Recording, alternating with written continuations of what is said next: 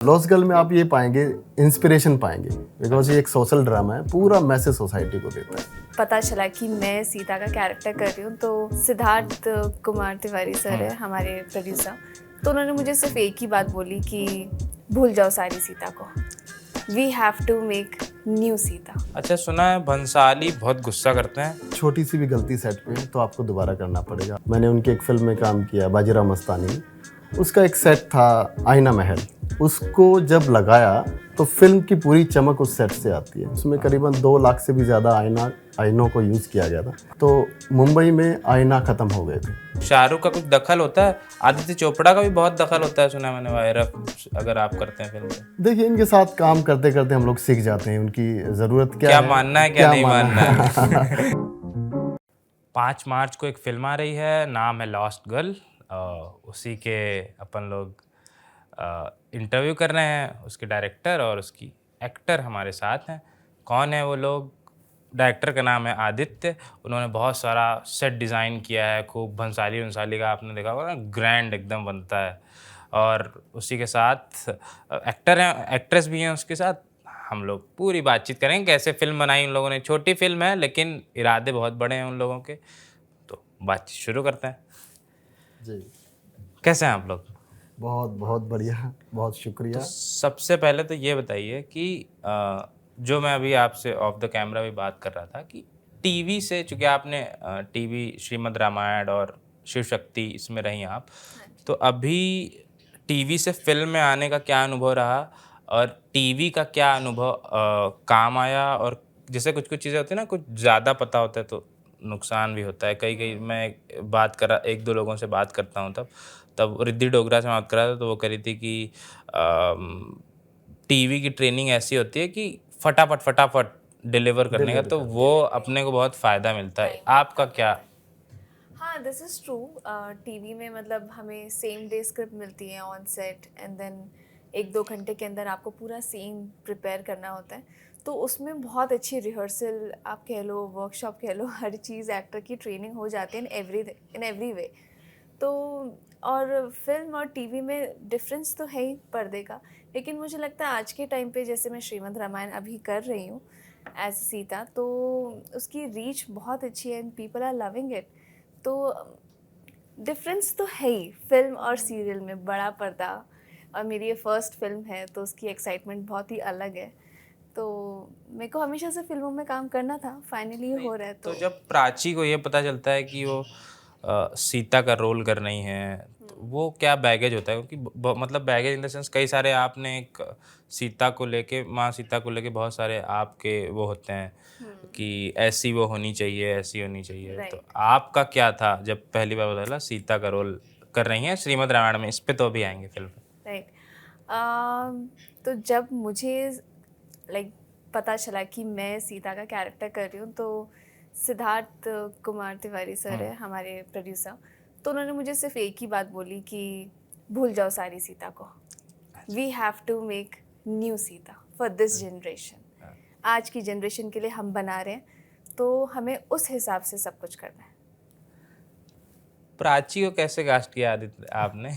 क्योंकि ये, और हालांकि आप बोल रहे थे 4 साल का प्रोसेस, कास्टिंग कब शुरू हुई इसकी? बड़ा इंटरेस्टिंग क्वेश्चन है। सबसे पहले टीवी नाइन स्टूडियो का धन्यवाद। 5 अप्रैल को ये फिल्म आ रही है हमारी, द लॉस्ट गर्ल। तो प्राची की जो कास्टिंग है उसको लेकर भी बहुत जद्दोजहद रही। अच्छा। 2020 में मैंने इसको स्टार्ट किया था, और जैसे 1 साल बीता और उसकी कास्टिंग स्टार्ट हुई तो काफ़ी सारे ऑडिशन हुए, 50 से भी ज़्यादा। तो फाइनली प्राची में मुझे वो चीज़ें दिखी एज ए फिल्म जो मुझे रियलिटी सिनेमा दिखाना था, बिकॉज स्टोरी 1984 के राइट्स के ऊपर है। तो वो प्राची मुझे मिली और मैं सक्सेसफुल हो गया ऑडिशन में। क्या ऑडिशन कैसा था? क्या कुछ लाइन मिली थी, सीन मिले थे 2-3? कैसे दिया था ऑडिशन? स्क्रिप्ट मिली थी मुझे, सर ने स्क्रिप्ट भेजी थी, मुझे ब्रीफिंग दिया था। तो फर्स्ट डे तो जैसे रेगुलर ऑडिशंस होते हैं, गई ऑडिशन दिया, ठीक है बताते हैं। फिर सेकंड राउंड में उन्होंने बोला कि लुक टेस्ट करना है, फिर बाकी चीज़ें करनी है, फिर वापस हमने री ऑडिशन किया, फिर वर्कशॉप्स वगैरह की। That's how we proceeded. कुछ दिन आना जाना लगा रहा था। हाँ। किस बारे में लॉस्ट गर्ल? सबसे पहले तो मतलब हाँ, ये तो रह गया, ये पहले पूछना चाहिए था। इतना जिन्होंने ट्रेलर नहीं देखा है या उन्हें क्यों देखनी चाहिए फिल्म, ऐसा क्या है लॉस्ट गर्ल में? देखिए लॉस्ट ऐसा गर्ल क्या में पाएंगे लॉस्ट गर्ल में? बिल्कुल लॉस्ट गर्ल में आप ये पाएंगे, इंस्पिरेशन पाएंगे, बिकॉज ये एक सोशल ड्रामा है, पूरा मैसेज सोसाइटी को देता है। इंस्पिरेशन मिलेगी लोगों को, मोटिवेशन मिलेगी। मतलब मैं कहूँगा कि ये पूरे परिवार की फिल्म है, पूरे समाज की फिल्म है। आप छोटा बड़ा कोई भी किसी भी कैटेगरी का आदमी इसको फिल्म को देख सकता है। और स्पेशल क्या पाएंगे, मैं आपकी बात पे आता हूँ। तो लॉस्ट गर्ल में आप ये पाएंगे कि जैसे दंगे फसाद होते हैं, मतलब राइट्स हो, समाज की ऐसी घटनाएं हैं जो हो जाती है समाज में, लेकिन उसमें जो इम्पैक्ट होती है, जो लाइफ, जो लोग इम्पैक्ट हो जाते हैं, उसकी 15 साल की खूबसूरत जर्नी मैंने इस फिल्म में दिखाई है। मतलब मैं ये कहूँगा कि जैसे प्राची ने द लॉस्ट गर्ल का रोल किया है, तो किस तरह से दंगा फैलने के बाद भूखे प्यासे नंगे पांव सड़कों पे रहना, फुटपाथ पे रहना, उसके बाद अपनी डेस्टिनी बनाना, ये लॉस्ट गर्ल की कहानी है और यही समाज को मोटिवेट करेगी। ये लॉस्ट गर्ल की कहानी तो ये है, लेकिन आपकी भी एक कहानी है कि जो सेट डिज़ाइन कर रहा है वो भंसाली की, कभी पठान में डिज़ाइन कर रहे हैं आप, शाहरुख की फिल्म में, ज़ीरो में, हैप्पी न्यू ईयर में। जी। यहाँ पे जब सेट डिज़ाइनर एक डायरेक्टर बनता है किसी फिल्म का, तो वो कैसा होता है, वो अपना क्या पर्सपेक्टिव लेके आता है? मैं ये कहूँगा कि मुझे ये मौका मिला है, क्योंकि आप जब सेट डिज़ाइन करते हैं तो बहुत सारा एक्सपोजर मिलता है सेट के ऊपर। आपको हर चीज़ें देखने को मिलती है, आपको डिफरेंट डिफरेंट जो जोन होते हैं फिल्म के, डिपार्टमेंट्स, उन सब का एक्सपीरियंस एक साथ मिल जाता है कि वहाँ पे टेक्निकल स्टाफ कैसे काम करता है, नॉन टेक्निकल कैसे। और रही बात सेट डिज़ाइन की, तो वो जब मैं खुद करता हूँ तो मैं अपनी फ़िल्म के लिए तो बेहतरीन ही करूँगा। तो ये मैं बोलता हूँ मेरे लिए सेट डिज़ाइनिंग एक्सपोजर रहा और उसने मुझे डायरेक्टर में कन्वर्ट कर दिया। अच्छा, तो सेट डिज़ाइन जिन जिन के लिए जैसे क्या ब्रीफ होता है? मेरी बड़ी जिज्ञासा है सेट डिज़ाइन की। फिल्म का तो प्रमोशन हो ही रहा है कि क्या ब्रीफ होता है ऐसे डायरेक्टर, जैसे मान लीजिए आप भंसाली के लिए सेट डिज़ाइन कर रहे हैं, सिद्धार्थ आनंद के लिए सेट डिज़ाइन कर रहे हैं, तो क्या वो कैसे ब्रीफ करते हैं? क्या स्टोरी बोर्डिंग वो दिखाते हैं कि भाई ऐसा ऐसा कुछ बनाना है, या आप लोग भी उसमें कुछ इनपुट देते हैं? ये क्या पूरा प्रोसेस क्या होता है, ये बताइए ज़रा। जी, मैं बोलूँगा कि सेट फिल्मों के उसके ग्रेंजर लाने के लिए लगाए जाते हैं। तो जैसे मैं भंसाली साहब की बात करूँगा, मैंने उनकी एक फ़िल्म में काम किया, बाजीराव मस्तानी में।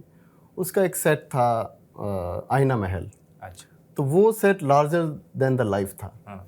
उसको जब लगाया तो फिल्म की पूरी चमक उस सेट से आती है, उसमें जो आईना महल बनाया गया। हाँ हाँ। तो जब मुझे चैलेंजेस उसमें देखने को मिले, उसमें करीबन 2 लाख से भी ज़्यादा आईनों को यूज़ किया गया था, अच्छा, जिसमें हर आईने में दीपिका पादुकोण को आप देख सकते थे। ऐसा वैसा कुछ था मुगले आजम टाइप्स? या बिल्कुल मुगले आजम की तर्ज पे ही उसको डिज़ाइन किया गया था। अच्छा।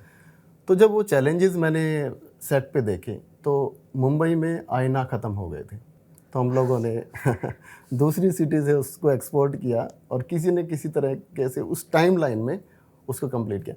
तो मैं ये कहूँगा ये सीखने वाली जो चीज़ है फिल्म इंडस्ट्री में, यहाँ से आती है। तो जब मेरी फिल्म की बारी आएगी तो मैं बहुत बारीकियों से करूँगा उसको। कैसे ब्रीफ करते हैं भंसाली, कैसे ब्रीफ करते हैं आपको कि भाई ऐसा बनाना है, कुछ ऐसी ऐसी चीज़ें? जी, जी, ये पॉइंट आपका रह गया था, बिल्कुल सही कह रहे हैं। ब्रीफिंग में जो सेट की पिक्चर आती है, रेफरेंस आते हैं हमारे पास, जैसे बाजीराव मस्तानी के महल थे, तो वो रेफरेंस पिक्चर हमारे पास आते हैं। फिर प्रोड्यूसर का, डायरेक्टर का, उसके ऊपर एक ब्रीफ होता है। उस ब्रीफ को लेके हम लोग रिसर्च करते हैं। तो हमारी एक 50 लोगों की रिसर्च टीम होती है और पूरा डिटेलिंग में काम किया जाता है। उसमें डिज़ाइनर्स होते हैं, मेकर्स होते हैं, मोल्डिंग वाले होते हैं, न जाने क्या-क्या। एक मैं कहूँगा कि महल बनाने के लिए कितने लोगों की ज़रूरत होती है, उसी तरह एक सेट बनाने के लिए 500 से भी ज़्यादा लोगों की ज़रूरत होती है। अच्छा, सुना है भंसाली बहुत दो बातें उनके बारे में मैंने सुनी है भंसाली के बारे में। एक तो वो बहुत गुस्सा करते हैं, सलमान भी इस पे कई बार बोलते हैं कि मैंने उनको बोला था कि कुछ बड़जात्ता साहब से सीखो, कैसे बिहेव किया जाता है सेट पे, लोगों को कैसे अच्छे से रखा जाता है। और इसी तरह का एक उनके बारे में सुनता है कि बहुत परफेक्शनिस्ट हैं। किसी ने, पता नहीं किसने बोला था, मुझे याद नहीं है ये, कि जी। कितने हजार वो दिए लगे हुए थे, कोई डांस था, मैं भूल गया किस, या पद्मावती फिल्म का है ना, ही किसी गाने का, तो एक बुझा था पीछे से, तो उन्होंने पूरा फिर से करवाया था। ये बिल्कुल सही कह रहे हैं। वो इतना डिटेलिंग के मास्टर हैं कि अगर छोटी सी भी गलती सेट पे है तो आपको दोबारा करना पड़ेगा। और आई हैट्स ऑफ संजय लीला भंसाली, क्योंकि सेम मेरे साथ बाजीराव मस्तानी में भी हुआ था। पहले आईना महल का सेट छोटा हो गया था, अच्छा। तो उनको लगा कि मेरी पिक्चर का कैनवास इतना बड़ा है, मैं छोटे सेट पे काम नहीं करूँगा, तो उस सेट को तोड़ा गया और बाद में 10,000 स्क्वायर फीट में उस सेट को बनाया गया। कितने कॉस्ट थी उस सेट की? एक 5 से 7 करोड़ उस सेट की कॉस्ट होती है। उसको तोड़ दिया गया 5-7 नहीं, पहले एक स्टार्टिंग में जब शुरुआत होती है तो कुछ उसके ऊपर काम किया गया, लेकिन पायलट वो प्रोजेक्ट टाइप था। या वो उस तरीके से उनके जोन में नहीं फिट बैठ पाया। तो जब बंसाली जी इतनी बारीकी से काम करते हैं तो उसको फिर नए तरीके से बनाया गया। तो वो मेरे लिए तो एक सीखने वाली। और वो गुस्से वाली बात सही है। ये गुस्से वाली चीज़ को मैं इसमें नहीं डालूंगा क्योंकि मुझे उनसे इंस्पिरेशन मिली है और कुछ सीखने को मिला, तो ये थोड़ी अंदर की बात है। अच्छा ठीक है, अंदर की बात है, समझ सकते हैं जो समझने वाले लोग हैं। अभी रिसर्च की बात कर रहे थे कि 50 लोग की टीम होती है, रिसर्च करती है। तो जब ये आपको रोल मिला था, इसमें नाम क्या है आपके कैरेक्टर का? सुहानी। सुहानी। तो सुहानी का जब आपको रोल मिला था तो सुहानी के लिए क्या रिसर्च की, चूँकि ये एक तरह से पीरियड फिल्म पीरियड ड्रामा है ना, 40 तो साल क्या रिसर्च की, क्या पढ़ाई की, और ट्रू इवेंट्स पे भी, जैसा वो ट्रेलर में भी दिखता है ना कि ट्रू इवेंट्स पे पूरी कहानी है, तो उस समय के क्या पेपर कटिंग्स पड़ी थी, क्या थी, क्या दिया था आदित्य ने आपको कि ये पढ़ो, ये देखो, क्या रेफरेंसेस थे? हमने कुछ वर्कशॉप्स वर्कशॉप्स की किए, थी ट्रेनिंग। और सर ने बहुत इन डिटेल्स हमें ब्रीफिंग दी थी, बताया था कि हम फिल्म किस तरीके से करने वाले हैं, पूरा स्केड्यूल अच्छे से ऑर्गेनाइज्ड वे में बताया था। तो इन्होंने कॉस्ट्यूम एंड हाँ एक्सेंट पे काफी कॉस्ट्यूम्स, काम हुआ। हाँ कॉस्ट्यूम पे बहुत डिटेल्ड काम किया था कि सब रियलिस्टिक लगे। फिर लोकेशन हमारी बहुत रॉ थी। हाँ। लाइक अगर आप फिल्म में या ट्रेलर में लोकेशंस भी देखेंगे तो हमने एकदम विलेज में जाकर ही पूरा शूट किया। तो आई थिंक जब ऐसा पूरा सराउंडिंग होता है तो उस जोन में आ जाते हैं हम लोग। स्क्रिप्ट मिली आपको, तो उसके जैसे कल मैं एक इंटरव्यू कर रहा था ब्रिजेन काला का, उनकी एक फिल्म आ रही है ब्रिजेन काला की, उसमें एक लेडी हैं, वो 80 साल की हैं, वो कह रही वो मतलब उन्होंने 1-2 फिल्में ही की है, तो उनकी जब सामने वाला कोई एक्टर होता है, या अमिताभ के साथ भी ऐसा होता है कि अपनी वो लाइन एकदम प्रॉपर रट के जाते हैं। मनोज बाजपेयी या कोई कह रहा था कि मैं इम्प्रोवाइज कर देता था तो उनको वो कीवर्ड नहीं मिलता था कि वो अपना क्या डायलॉग बोले। क्या ऐसा होता है आपके साथ? ऐसा मेरे साथ माइथो में होता है क्योंकि फर्स्ट टाइम कर रही हूँ, सीख रही हूँ बहुत सारी चीज़ें। तो माइथो में वो लैंग्वेज इतनी डिफ़िकल्ट है ना, तो लाइक हम लोग डेली, जैसे अभी मैं इम्प्रोवाइज़ कर सकती हूँ कुछ भी बोल रही हूँ, तो हिंदी फिल्मों में या हिंदी सीरियल्स किसी भी चीज़ में और इतनी खासकर प्रॉब्लम जो नहीं आप होती। वो श्रीमद् रामायण तो पूरा क्लिष्ट है एकदम, संस्कृत तो में वहाँ पर कोई एक्टर ऐसे कुछ कर देता तो ऐसा लगता है कि अच्छा कुछ तो गड़बड़ है यहाँ पर, बट हिंदी में नहीं होता ऐसा। अच्छा, हिंदी में नहीं होता? नहीं, क्योंकि मैं पूरी स्क्रिप्ट पढ़ के जाती हूँ। पूरी स्क्रिप्ट सामने वाले के भी याद करते हैं, खुद के भी याद करते हैं? याद नहीं करती हूँ, एक पता चल जाता है कि क्या अभी हम लोग क्या शूट करने वाले, क्या सीन है, उसके क्या डिटेल्स है, डायरेक्टर का मूड कैसा है डायरेक्टर का मूड कैसा है, सामने वाला क्या बोल रहा है। लाइक मुझे लगता है एक्टिंग में ये बहुत ज़रूरी है। मैंने अपने डायलॉग बोल दिए, बट सामने वाला क्या बोल रहा है उसको सुनना भी ज़रूरी है। क्योंकि रिएक्ट करना, हाँ, क्योंकि बहुत बार ना एक्टर्स ब्लैंक हो जाते हैं, तो वो दिखता है स्क्रीन पे। अच्छा, ये कई लोग ऐसा कर रहे हैं ना, इसका थोड़ा सा सेट डिज़ाइन ट्रेलर में 1-2 लोग को मैंने दिखाया तो उन्होंने कहा कि थोड़ा सा कुछ जगहों पे वैसा दिख रहा है, थोड़ा सा, है ना? हाँ जी। मैं उसके ऊपर ये बताना चाहूँगा कि मैं खुद उस जोन से हूँ, सेट डिज़ाइनिंग, मतलब मैंने इतने काम किए, तो वो चीज़ें इसमें उतने सेट क्यों नहीं लगाए।